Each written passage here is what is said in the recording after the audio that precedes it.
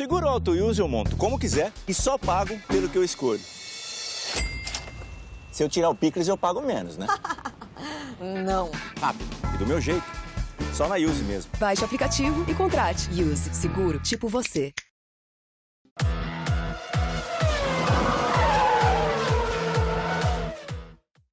Olá pessoal do Grande Prêmio, tudo bem? GP às 10 da manhã desta quinta-feira e eu ainda falo do espetacular GP da Inglaterra que aconteceu no último final de semana.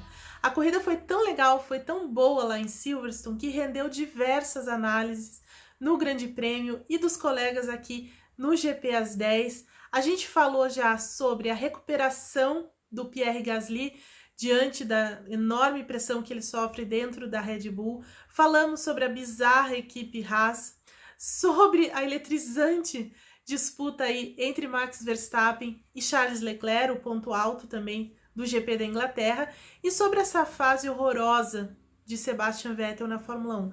Mas faltou um assunto, que é Lewis Hamilton, o líder da Fórmula 1 e vencedor do GP da Inglaterra. O Hamilton fez vibrar Silverstone estava completamente lotada, todos os ingressos vendidos, muito em função dele, e ele não decepcionou numa corrida brilhante, de performance brilhante mesmo, construída à base da inteligência e da sensibilidade. E eu explico por quê. De forma mais superficial, a gente pode entender ou pode achar que aquele safety car foi decisivo para a vitória dele.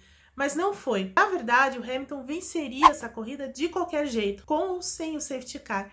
E por quê? Por conta da escolha que ele fez em parar uma vez só. Para a gente entender essa escolha arriscada que ele teve, a gente tem que voltar um pouquinho no final de semana. Na sexta-feira é onde as equipes começam a entender as estratégias, começam a entender o comportamento de pneus. Para o GP da Inglaterra, a Pirelli levou pneus duros, a gama mais dura que ela tem.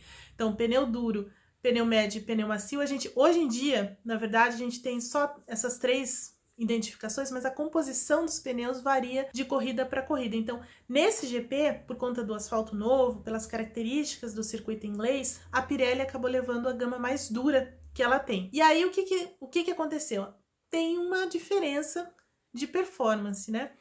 No sábado, o Bottas foi lá, de pneu vermelho, lógico, na fase final da classificação, cravou a pole por 6 milésimos de diferença para o Hamilton. O Hamilton ficou mordido, né, com aquilo lá. Então, obviamente, ele iria para cima do Bottas na largada, já no começo da corrida, se nada muito estranho acontecesse. E o Bottas sabia disso. Mas qual seria a estratégia deles? Desde o começo, então, a Pirelli já vinha falando, já vinha alertando sobre seria uma corrida de duas paradas. Por conta dos pneus, por conta do comportamento dos pneus, parar duas vezes seria o mais correto para esse final de semana. Pois bem, a maioria do grid estava convencida disso, incluindo o Bottas. Antes da corrida, a Mercedes fez uma reuniãozinha lá, como sempre acontece, para tratar estratégias e tudo mais, e aí que descobriu que seus dois carros iriam para estratégias diferentes. O Bottas estava convencido de que o melhor seria parar duas vezes mesmo, e o Hamilton não. O Hamilton quis arriscar parar uma vez só, né?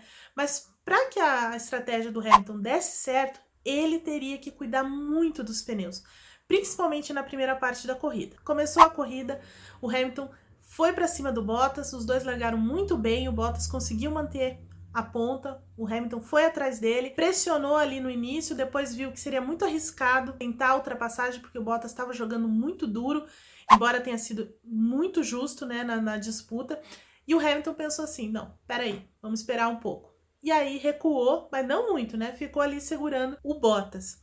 Mas para essa estratégia funcionar de fato, ele tinha que cuidar dos pneus. Então ele cuidou nessa primeira parte, porque o stint dele seria maior do que do Bottas, como realmente foi. O Bottas trocou o pneu na volta 16. Foi para os boxes, trocou os pneus amarelos com os quais ele largou por novos amarelos, então médio por médio. E aí ficou muito claro, o Bottas iria para duas paradas mesmo. O Hamilton ficou na pista, ainda andando muito bem, não perdendo tanto. Pelos cálculos, na verdade, se não houvesse aquele safety car, o Hamilton pararia ali entre a volta 20 e 22, trocaria para para os pneus duros e voltaria atrás do Bottas, mas voltaria muito perto, 1,5 segundo, 2 segundos, e aí iria seguir o Bottas. E isso fica muito claro no tempo de volta que os dois fizeram na segunda parte da corrida. Bom, o safety car entrou na volta 20, por conta do Antônio Giovinazzi, que foi parar na brita, e por conta da localização perigosa, enfim, o safety car foi necessário naquele momento. Aí o Hamilton, lógico, aproveitou a entrada do safety car, foi lá, trocou pneu e voltou na frente do Bottas. Muito bem. Isso que aconteceu na corrida. Se não acontecesse o safety car, o Hamilton pararia nesse meio tempo, voltaria ainda, mas aí voltaria atrás do Bottas, nessa distância que eu falei, de 1,5 segundo a 2 segundos, por conta, né, do que eles vinham virando. E a partir daí, eles foram virando muito parecido, quer dizer, eles vieram embora o Bottas tivesse pneu médio e o Hamilton pneu duro, eles foram em uma performance muito parecida, né? Então, começando aí com 29,9, 29,8, 29,5, às vezes baixava um pouquinho para 29,4, 29,1, mas não, sabe, foi um ritmo constante dentro desse tempo de volta. A partir da volta 40, eles baixam para 1,28 e alto, e aí vem decrescendo de novo, né? O carro mais leve, enfim, a pista melhor, vai decrescendo esse tempo. Então, 28, 28,9, 28,8, 28,7 e assim vai, até que o Bottas precisa parar de novo. Então, como eles fizeram essa segunda parte de corrida, esse segundo stint para o Bottas, em tempos muito parecidos, o Bottas não conseguiu abrir do Hamilton, não conseguiria abrir do Hamilton se ele estivesse à frente. E o Hamilton também não conseguiu abrir do Bottas enquanto esteve na frente, né, durante a corrida mesmo. O Bottas parando pela segunda vez, o Hamilton assumiria a ponta do mesmo jeito e venceria a corrida. Ainda que o Bottas tivesse que parar, voltasse com o pneu vermelho, ele pôs aquele pneu macio vermelho usado, porque ele não tinha jogos novos mais, voltou para a pista, mas ele voltou andando quase no mesmo tempo que o Hamilton estava fazendo com os pneus desgastados e duros. Então, quer dizer, não tinha qualquer chance de uma briga entre eles na parte final da corrida, ainda que não houvesse aquele safety car. Então, o Hamilton venceria de qualquer maneira, única e exclusivamente pela decisão que ele tomou de parar uma vez só e ainda ter um rendimento muito parecido ou melhor até do que o Bottas.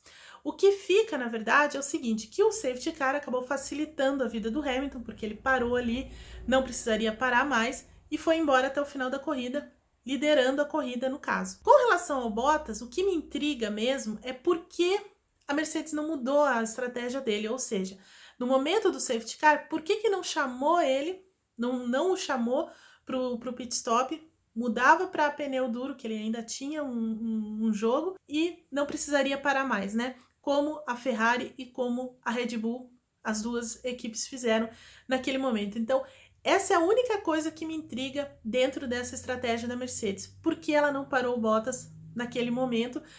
E, enfim, então o safety car, na verdade, ele não foi decisivo para a vitória do Hamilton. Na verdade, ele facilitou só a vida do Hamilton.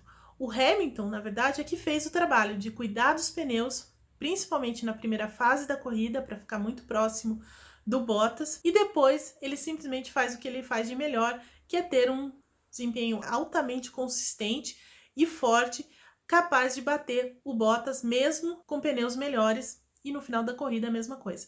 E aí você percebe que no final da corrida o Hamilton ainda vira a melhor volta, né? O Bottas com pneus vermelhos, ele volta para a pista e aí vira 1,27,4, e aí poucas voltas mais tarde, na última volta da corrida, o Hamilton vai lá com pneus desgastados, pneus duros, vai lá e me vira 1 minuto 27,3. Então, quer dizer, foi a pá de cal e foi quase uma humilhação ali esse tipo de desempenho, né? Eu volto então na próxima semana já falando do GP da Alemanha.